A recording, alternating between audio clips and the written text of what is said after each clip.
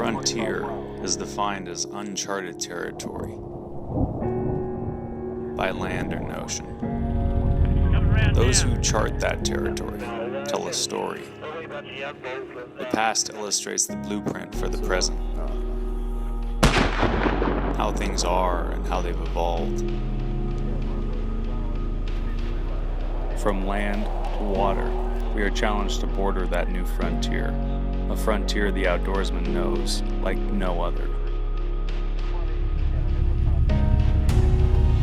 Author Gary Lewis works his way along that edge of where discoveries, failures, and achievements have written the story of the sportsman. Yes! Yes! From state to state, continent to continent, the stories told create the foundation of the present, and they lay the framework for the future.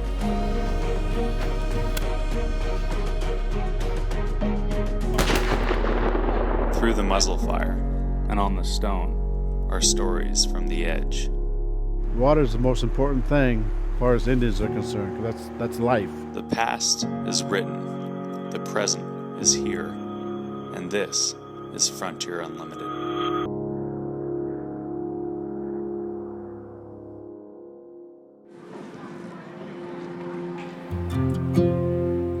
Skookumchuck.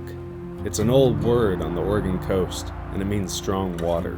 Its meaning was the same on the Snake River in the Idaho country, claimed by the Shoshone, and it was appropriate. They were fishing with a man named Chuck, which is the old word for water. The Snake River winds out of Idaho and feeds into the Columbia River in what is now eastern Washington, and they were to fish for sturgeon, which the old ones called stutchen. Chuck Ciccarelli is the owner of Fish Fighter Products, home base in Mountain Home, Idaho, and from there he might fish CJ Strike Reservoir in a car, but he is more likely to go for sturgeon on the Wild Snake River. Lewis rode the river with him one day in late May, when the water was high and brown. Seagulls. When European trappers and traders began to filter into what is now the western United States, they found developed cultures and people groups with widely different languages, and they found a trade language that was understood by all. Today, we call it Chinook jargon, and many of the words we still use in the West can be traced back to the days when salmon, or stutchen, was traded for furs and horses on the banks of the big rivers. Cutting a little bait, getting ready to go this morning. It's gonna be a great day. Down at the mouth of the Columbia, Lewis fished with Austin Mosier, who we call Boom Pow Mosier, for coho and king salmon at the start of what was an expected record run. 1 million coho were expected along the Oregon coast, and the Buoy 10 fishery was starting to deliver on the expected 905,000 forecast to enter the Columbia River. We're out here on the Columbia River. We're upstream from Buoy 10. We're down on the Washington side. Astoria is way across the river here. We can just barely see the Astoria Megler Bridge. There's a low bank of clouds over the hills, and it's just a beautiful, calm day on the river here right now. The tide is going out, and we've got people all around us, boats, rods in the water, nets poised, there's fish on down there. It's great to be here. Klahoya. Okay, so if you guys want to let the front rods out, I'll do the back ones. We're gonna go 40 on the front rods, okay? Okay, you ready? Yep. You might be tip wrapped. You have to twist the rod in your hand a little bit. Reel it up to the surface and zero your line counter. For most of August, a huge school of salmon were reputed to be offshore, while the warmer water flushed out of the river. Looking to mark fish here on the fish finder. We, you know, at Buoy 10, a lot of times you're coming through and you're seeing people catching fish. So if you see 4 or 5 boats hooked up on fish, I mean, that's probably a good spot to start fishing. Don't crowd the guys that have fish on. You don't want to mess them up. And so we all try to kind of stay out of each other's way and help each other out. But at the same time, that's where the fish are, and we got to get on them. So this is where we got them yesterday. You can see there's a fish on right there. They've got it in the net. and these guys just picked up a fish.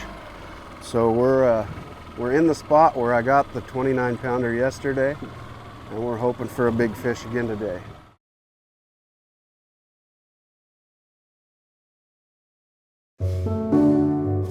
With recent rain and cooling, fish were washing in on every tide. Fish, fish, fish, fish, fish. I'm sorry, Sam. Is he already there? Did he come off? Came off. He's off. All right. I'll get this one back out. We probably should have waited a little bit, Gary, and we don't set hooks on fish. I should have coached you on that. I just didn't even think about it. I don't think he had it very good yet, because they'll sit there and chew on it like a springer. Mm-hmm. And I should have told you to wait. You know, and sometimes they just slip the hooks. It's just It's the name of the game. Fishing at the end of the day. It's fishing. Yeah, right? Although Northwest tribes live close to each other and trade furs, salmon, slaves, shells, and cedar canoes, their languages were as different as Russian is from English. We're down at the mouth of the Columbia here where the Clatsop Indians ruled. Up in what's now Washington, there were a lot of various tribes there and tribes that came down the river here to fish and to trade. There were cedar canoes that were built up there. They traded for shells that came from British Columbia, furs that came out of the mountains, and all these people groups that came together, they all had different languages, and so some of them were as different as English is from Swedish. And in order to communicate, they developed a trade language which became known as Chinook jargon. It was spoken along with sign language all the way from the Snakes in Idaho and the Rocky Mountains all the way to the coast, up into British Columbia and down to Northern California. But there was only about 500 words in this trade language, and they shared words that were developed from up there and down there. When white men came into the Northwest and began to trade, their words began to color the language as well. So people from the United States of America became known as Boston men. People from England, they called them King George men, and that became King Chachmen. These words were known in common. Coulee meant valley, and of course Chinook could mean a bunch of different things, but it meant salmon down here, and that's what we're fishing for here at the mouth of the Columbia.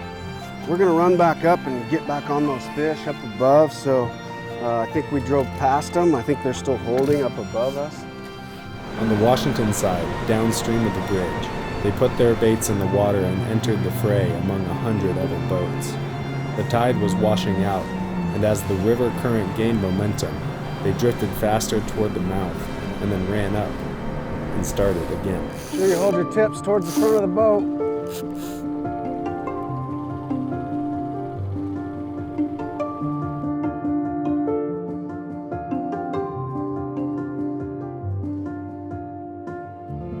It's the weirdest thing how you'll be on a boat and one rod on that boat gets hit 10 times and nothing on the other rods. And then, but the same thing applies to other boats. You'll see one boat that's just someday just boom, boom, boom, every pass they're getting a fish, and I don't know, you can put it down to luck, or a lot of times I think if somebody is doing something just a little bit different, and that difference is the difference, it's really hard to put a finger on it.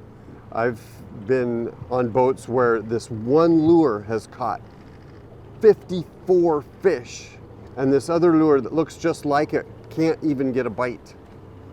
That same thing applies out here. We're probably gonna reel up and we'll go back up and see if we can get back on those fish.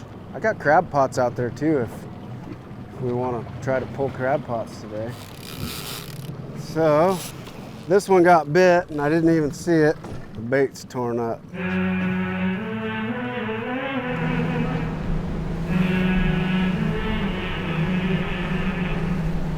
This was a big deal when I was a kid, but it is a really big deal now. The people come from all over the West to fish the buoy 10 fishery, and that's what we call it, buoy 10. A lot of people that come here never do see the actual buoy. It's way out there at the mouth. What in the Chinook jargon they call la push, and it can be wild, la mola out there.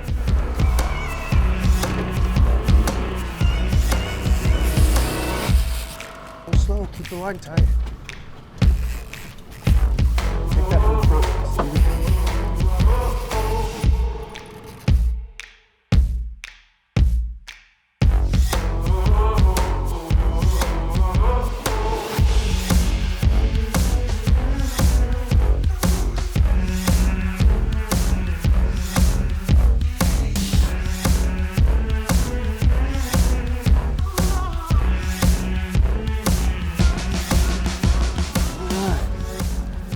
Not a monster, but it's a fish, and we got one in the boat. Yeah, man. Really excited. Wow. We should probably think about getting our rods going again, but I can work on that if you want to. Just what we wanted right there. You worked hard for this one. It's got just a little bump back there with the adipose, so that's a hatchery fish. It's why everybody comes here, is because there's tons and tons of these fish out the mouth of the river right now. And they're in the prime of their life. They're as strong as they'll ever be. And they wash in and they wash out with the tides as they get ready to come up.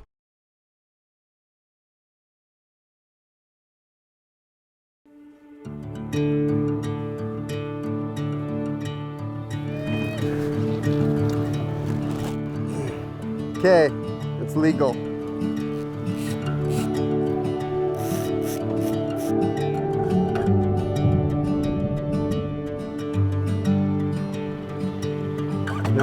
Then someone hooks one right next to you. So it's like, what do? I'm marking fish. Yeah. Do we leave them or do we fish them? Maybe it's not. It's a lot closer than running to the Oregon side. So my buddy Tom just gave me a call, and he's running the middle ditch, and there's a little shelf in the middle ditch, and he's been seeing fish caught there, and they just caught a 23-pounder. So we're gonna go see if we can get in on the action, right? It's a very dynamic fishery, and that's what kind of makes it fun, because it'll humble you, but you can be a hero, and you can go right to zero real quick. So.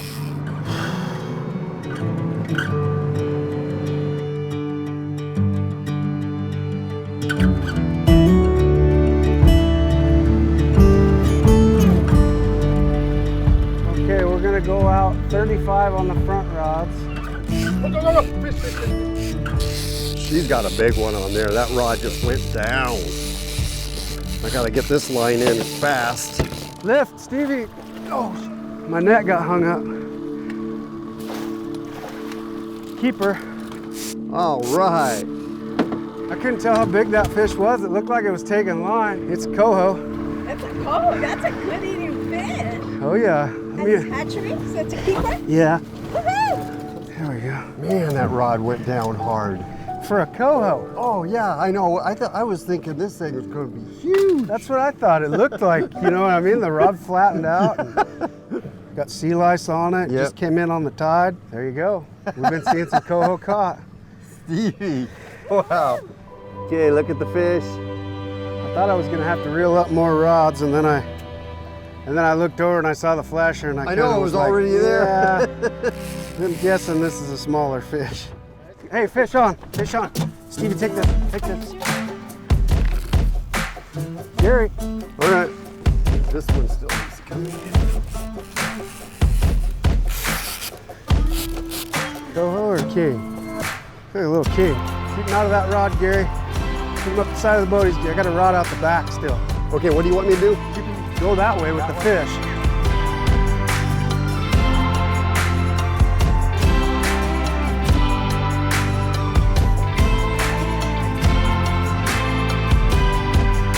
Might too small here. So Austin's gonna give it a quick measure on the stick. 23 and a half. You gotta be 24. This is a little hatchery Chinook. You gotta let me go. So down here at buoy 10, you cannot keep jack salmon. They have to be 24 inches or larger for the Chinook and 12 inches or larger for the coho. And the coho can only be hatchery. The Chinook can be either one. When we got it in, I thought that's kind of a small one, but we got to put it on the tape measure to find out, and it didn't get any bigger.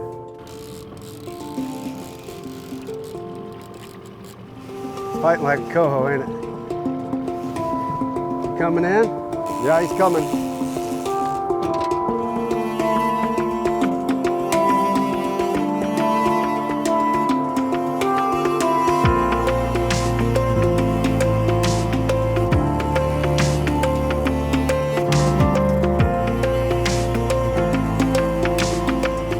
Yeah! Good job, Gary. That's a good coho there. That's a pretty good size. Yeah. That's 2 fish right in a row. That bait. There you go. That's beautiful. What a fish. Look at that. It's got sea lice on it. I turned around, that rod is just going, and the reel just zip, zip, zip, zip, zip, zip, off the line coming off. So hatchery fish, hatchery coho. One of a million fish that's piling into this river mouth right now.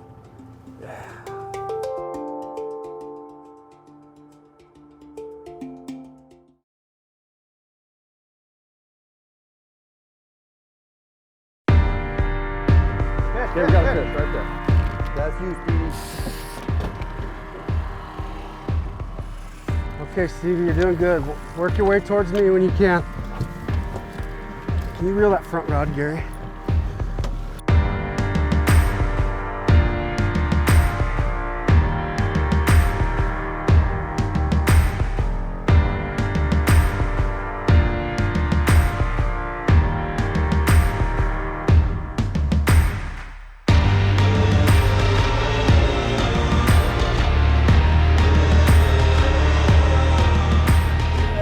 Shiny one.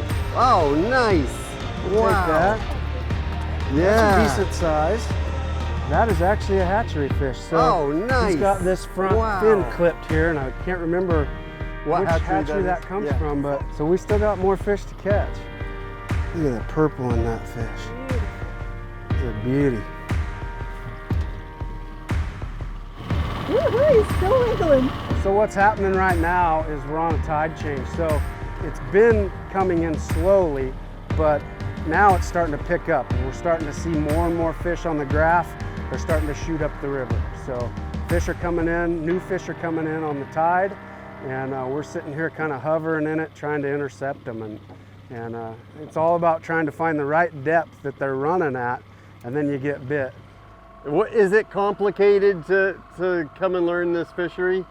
A little bit. You know, the different time frames for when they're going to close it. Normally it would be open till Labor Day and we would go on a quota basis, but this year they told us they're just going to close it at the 20th of August, which is kind of frustrating for some of us because... That's for the Chinook. For the Chinook, yes. And it's frustrating for some of us because I really don't think that there has been that many Chinook caught to where we would be reaching our quota.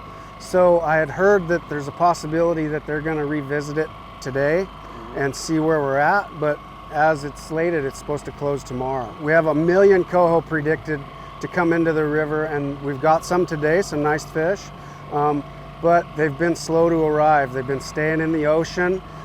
There's a hot water blob right in front of the mouth of the Columbia right now, and they're saying that it goes out about 4 miles. So we really need some cold weather and some rain maybe to kind of push that hot water out of here. And when them fish come in, it's going to be a coho rodeo, that's for sure. Oh yeah, oh yeah. And the techniques are going to change a little bit as they start targeting the coho. They will. We'll run a little bit more aggressive lures. You know, I'll run more pro trolls and things like that, even in fast current. Closer to the surface? Shorter, yep, closer to the surface, shorter leaders. You know, typical depths when we're fishing for coho is 10 feet to 20 feet. Which is pretty crazy when you got a current that's just ripping. It might only be 6 feet under the surface, and you're still getting them. So. Yeah. Not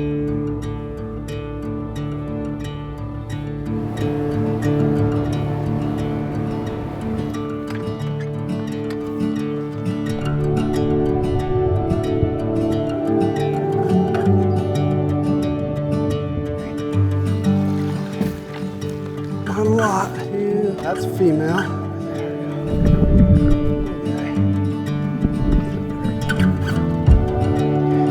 He's too small. At its peak around 1870, the trade language was in use from Alaska to California and all the way to the Rocky Mountains.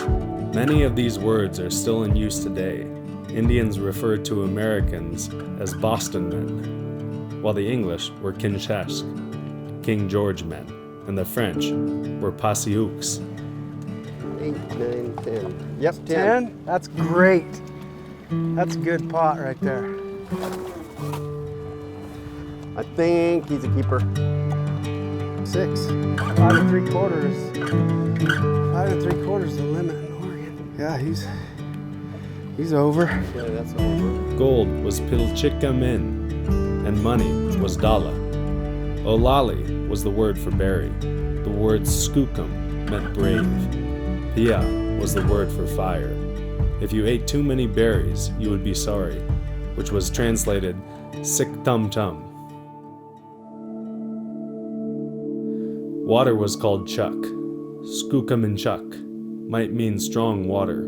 Pia chuck would be alcohol, and Saltchuk would be the ocean.